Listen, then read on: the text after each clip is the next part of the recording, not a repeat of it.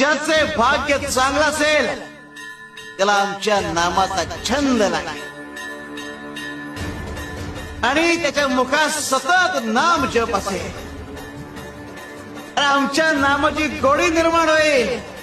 ध्यानी मनी स्वप्नी ही नाम संजीवनी वदनी असेल. त्याला निरंतर सुखाची प्राप्ती होईल.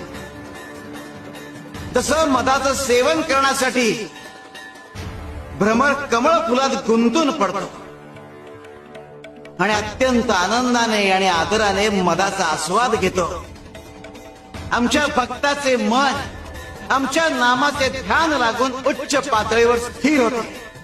मन नामात एकाग्र होईल. त्याची चंचलता नाहीशी होईल आणि त्याचे उन्मन होईल. अरे नामस्मरण हेच प्रपंच व परमार्थ साधनाचे साधन आहे. शिवाय शंकर.